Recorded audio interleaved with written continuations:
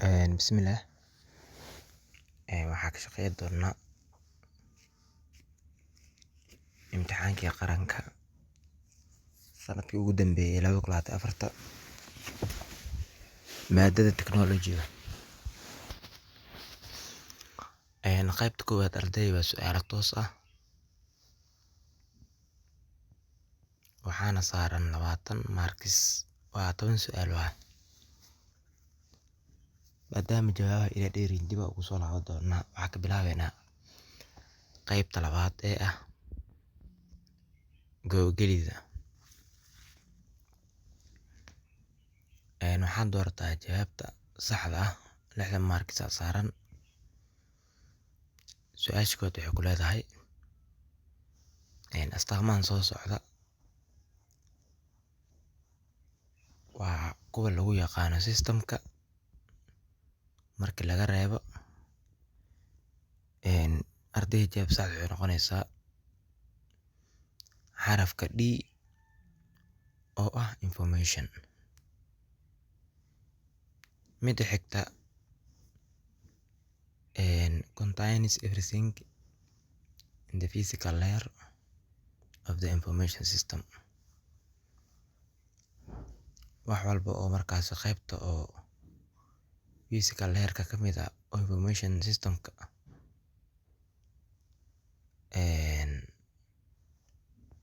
qeexitaankan waxaa iska leh ardayda jawaab sax waxay noqonaysaa xarafka B oo ah hardware.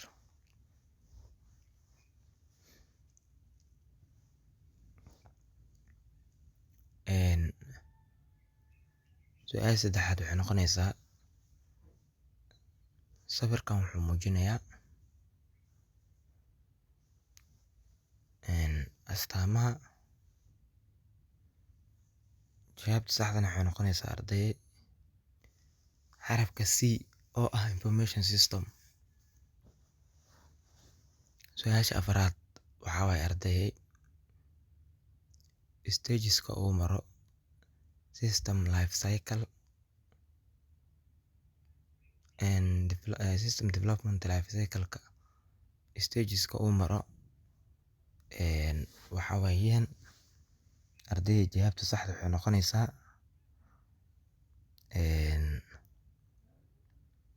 xarafka B oo ah planning, designing, coding, test, deployment, maintenance and analyze. Su'aasha xigta ee shanaad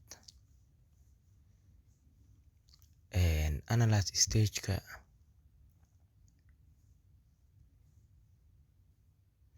marka la sameynayo oo research lagu sameynayo system-kii hore u jiray iyo shuruudihii oo markaas oo lahaa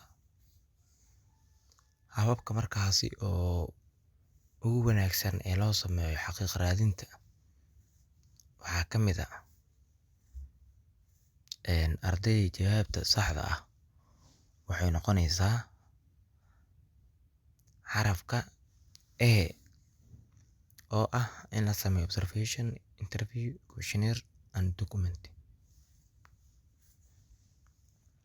Su'aasha lixaad arday waxay ku leedahay qaar ka mid ah step-yadan soo socda waxaa loo isticmaalaa si loo furo form horey u jiray kaas oo markaasi ka mid ah barnaamijka lagu magacaabo Microsoft Access. Ardayda jawaab sax waxay noqonaysaa xarafka A open your database and locate the navigation pane. Su'aasha xigta ee toddobaad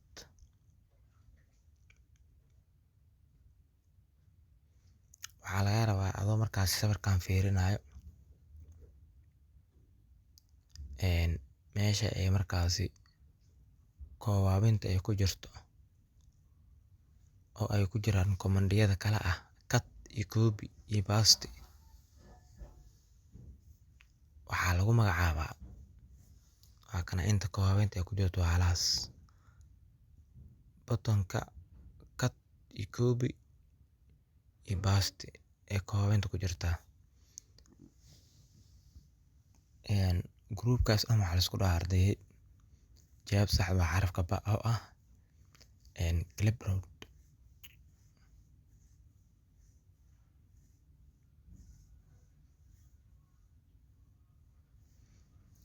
Su'aasha xigta ee sideedaad si aad u soo geliso record cusub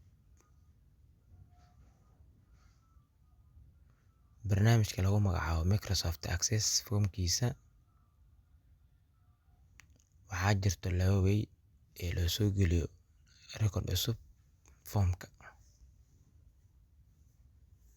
Labadaas way mid ka mid ah steebyadiisa waxay noqonaysaa arday jawaab sax waxay noqonaysaa in the record is group on the home tab of the ribbon adigoo jooga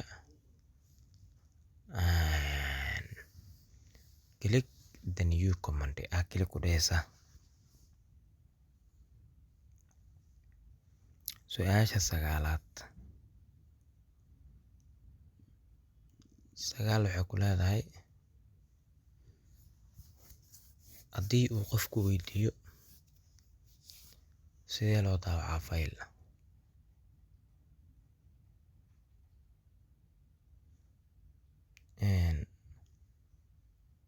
marka steebyada oo markaasi oo la raacayo waxaa ka mid ah markii la daawacayo fayl arday jawaab sax waxay noqonaysaa from the home tab adigoo joogo click waxaad ku dhehaysaa view command then select kadib waxaad dooranaysaa print preview waxaadna dooranaysaa from the drop down list.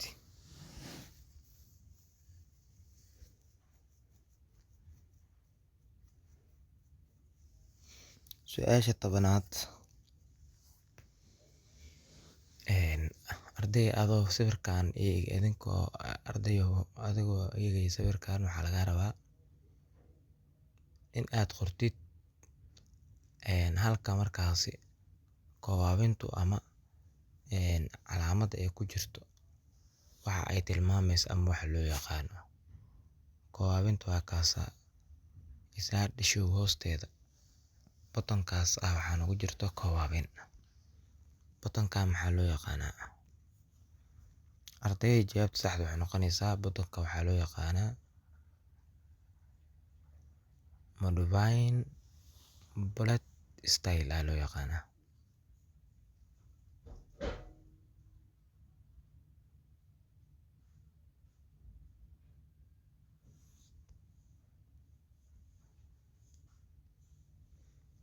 Sidoo kale su'aasha xigta ee 11aad arday waxay ku leedahay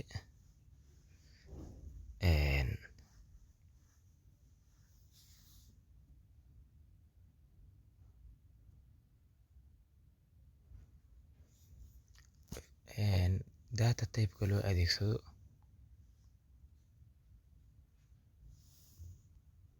ama auto number field automatically give wuxuu ku siinayaa age record its own number ku siinaa number gaar ah usually badanaa string at waxay noqonaysaa jawaabta saxda waxay noqonaysaa arday xarafka b auto number field mar walba wuxuu ku siinayaa automatic wuxuu ku siinayaa hal number xarafka saxda waa b. Microsoft Access uses a typed ribbon system instead of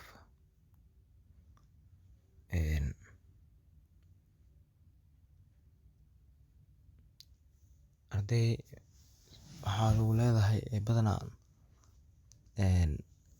typeska ribbonka la isticmaalo waxaa weeyaan oo Microsoft Access uu ku siinayo ama loo isticmaalo. Jawaabta sax waxay noqonaysaa xarafka A ee ah traditional menus. The quick access toolbar buttonka ama qaybta loo yaqaano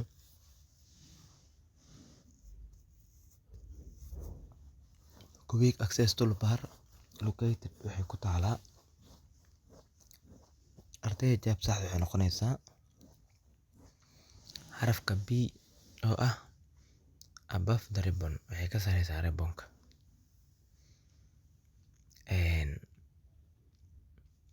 Waxaa la dhahay waa fildi ama fildiyo kuwaas oo qiimaha ku jira uu yahay unique,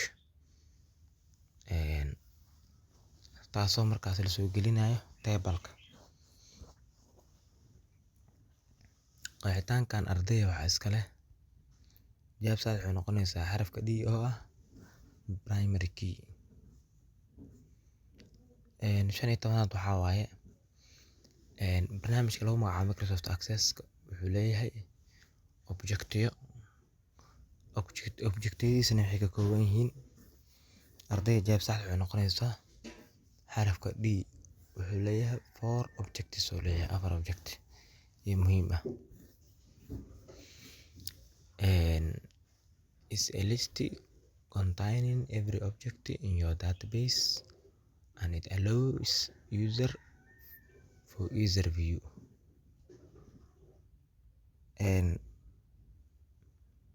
Waxay ku leedahay wuxuu ka kooban yahay dhammaan listiyada oo objectiga oo database-ka meesha ay soo galayaan. Sidoo kalena qofka isticmaalaha u ogolaanaysa in markaas si fudud oo ku arko objectyadiisa iyo barnaamijyadiisa. Meeshaas waxaa loo yaqaanaa ardayda. Qeexitaankaas waxaa iska leh xarafka B oo ah Microsoft Access Navigation Pane Allah. Midda 17aad waxay ku leedahay following shortcut. Shortcut-kan soo socda waxaa loo isticmaalaa in lagu furo replace tabka loo yaqaano, kaasoo ka mid ah find and replace dialog box-ka. Ardayda jawaabta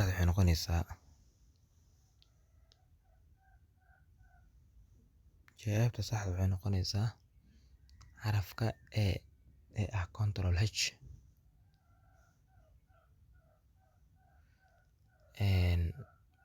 18 waxaa la dhahay function waxaa waaye waa bitcode that typically take some input. Waxaa lagu magacaabaa functionkaasi. Jawaabta sax waxay noqonaysaa ardayda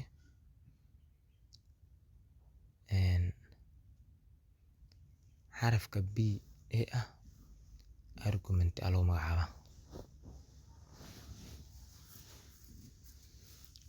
Su'aasha 19aad ardayda waxay ku leedahay integer waxaa la dhahaa nambarada waaweyn which can be kuwaasoo markaasi ahaan karo. Jawaabta sax waxay noqonaysaa ardayda xarafka D ee ah positive.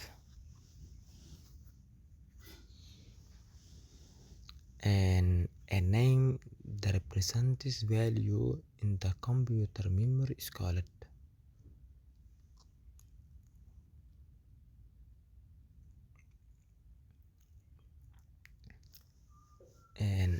Magaca ku matalayo value-ga oo computer memory kugu jiro waxaa loo yaqaanaa. Jawaabta sax waa A variable loo yaqaanaa.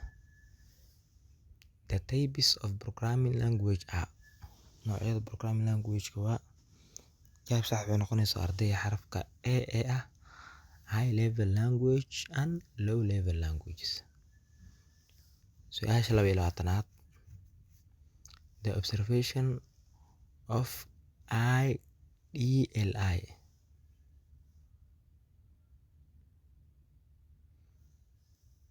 IDLI waxaa laga soo gaabiyey arday jawaabta saxda waxay noqonaysaa xarafka C ee ah Integrated Deployment and Learning Environment. 23 waxay ku siinaysaa awoodda oo ah in markaas translate lagu sameeyo waxa markaas programka la soo geliyo machine code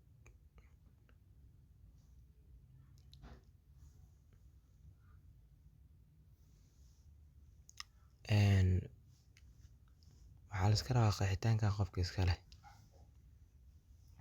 wuxuu ku siinayaa awoodda ah in lagu turjumo programka machine code ahaan lagu turjumo inta markaas oo programka uusan soo bandhigin ka hor process-kan waxaa loo yaqaanaa ardayda jawaabta saxda waxay noqonaysaa xarafka ee ah compiler aa loo yaqaanaa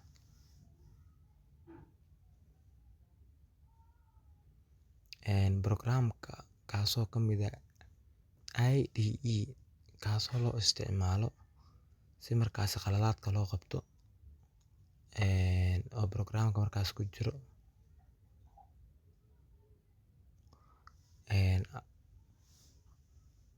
qaladka nooca uu yahay iyo line-ka uu ku jiro process-kaas waxaa loo yaqaanaa ardayda jawaabta saxda waxay noqonaysaa xarafka C ee ah debugging aa loo yaqaanaa waa example ka mid ah high level language kaasoo loo tixgeliyo inuu yahay integrated languageska waxaa lagu magacaabaa marka programkaas sidaa ah ardayda qeexitaanka waxaa iska leh waa xarafka Python programming language aa loo yaqaanaa 26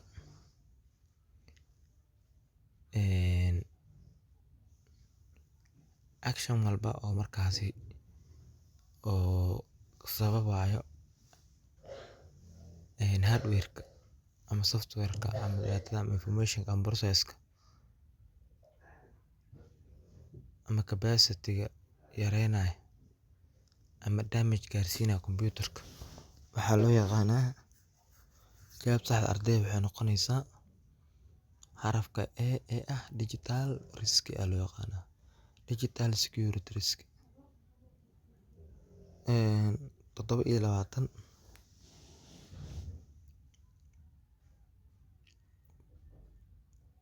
fal walba oo markaasi sharci dara ah kaasoo loo isticmaalo computer-ka ama device-ka computer-ka ku xiran waxaa loo yaqaanaa ardayda jawaabta saxda waxay noqonaysaa xarafka C oo ah computer crime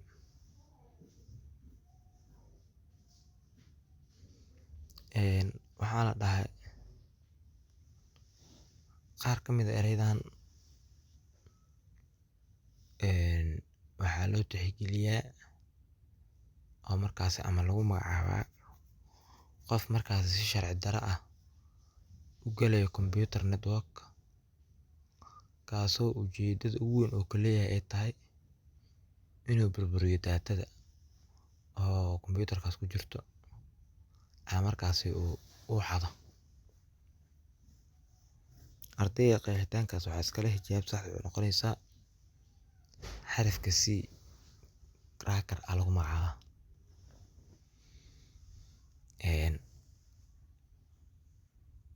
noocyada markaasi oo ugu caansan malware-ka waxaa ka mid ah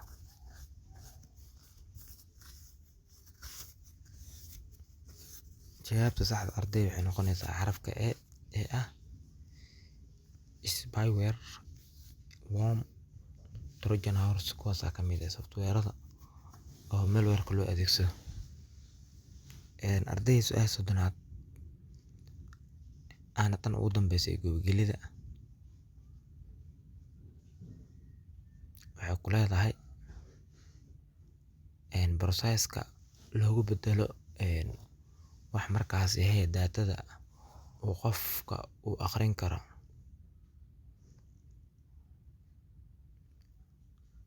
Waxaa waaye memory readable marka loo bedelayo processka la raaco waxaa waaye arday jawaab sax waxay noqonaysaa xarafka C xarafka B aan dhahe waxay noqonaysaa xarafka B ay noqonaysaa. Qaybta labaad arday waxaa lagu dhahay waxaa isku hagaajisaa kuweeshanadan soo socda 20 marks saaran waxaana lagu dhahay waxaad dhigtaa character dhig column walba oo markaas oo jawaabta saxda ah. Jawaabta saxda waxaa adeegsanaynaa arday xarfahan adeegsanaynaa ABCD oo adeegsanaynaa. tan koowaad haddii aan isla fiirino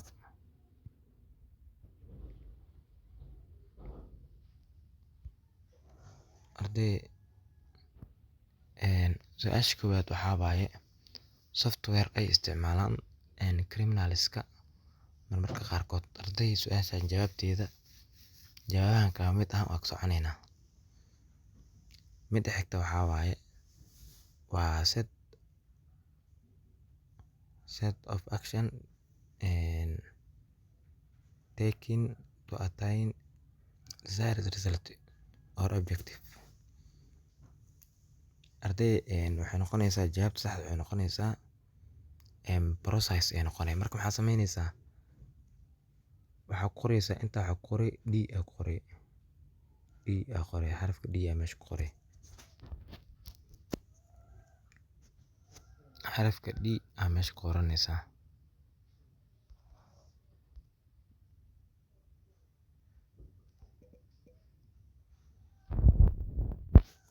inta waxaa ku qoraysaa D. sidoo kale midda xigtana waxaa waaye waa allow whole numbers nambarada waaweyn data type ku ogolaanaya oo 32,768 ilaa 32,767 u dhexeyso. Data type kaas waxaa lagu magacaabaa arday integer aa lagu magacaabaa. Marka maxaa samaynaysaa inta waxaa ku qoraysaa waa soo raray micnaha integer xarafkee u taagan xarafka oo markaas saaran maxaa waaye J aa saaran J inta ku qoray jawaabta saxda horteed J aa ku qoray. Used large amount of text storage 65,536 character data type ku ogolaanaya inaad soo gelisid asna waxaa loo yaqaanaa memo. Maxaa samaynay meeshaan waxaa ku qoraysaa I aa ku qoray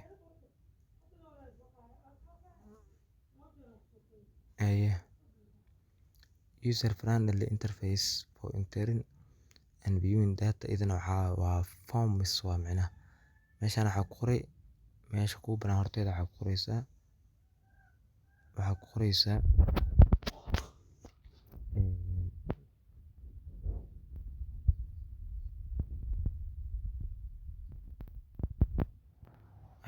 more than one person may share. iyaduna arday waxaa waaye waa zip code waaye zip code xarafka u taagan maxaa waaye H aa ku qoray H aa inta qoranay H aa qoranay. sidoo kale the four common method used in fact finding include waxaa ka mid ah observation aa ka mid ah waa A aa inta qoray aa qoranay. sidoo kale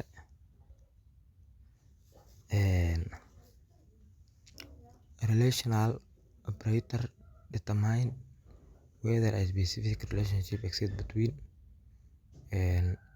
arday waxaa qoranaysaa two value waa mugta jawaab saxda. meeshaan waxaa ku qoray marka B aa ku qoraysaa B aa ku qori column kaas oo kasoo horjeeda. Sidoo kale the common risk of digital security include jawaabta waxay noqonaysaa system failure ay noqonaysaa system failure. Marka waxaa qorani xarafka la soo raray bis F aa inta ku qoray F aa meesha ku qoraysaa to open the tell me box on the ribbon you can use alt plus q mo I aso qoran xarafka oo markaas u tahay I mo I aa inta ku qoraysaa in administration level you can make iyaduna ardayda waxaa ku aadan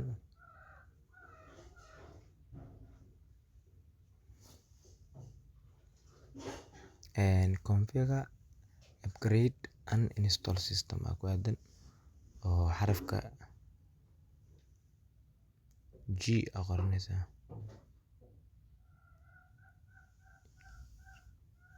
xarafka G aa ku qoranaysaa. Arday waxaan filayaa inaad garateen insha Allah su'aalaha tooskane warcelintooda maadaama ay dheer yihiin iyadana waxaan samayn doonaa iyadoo qoraal ahaan aa idin soo dhigayna insha Allah.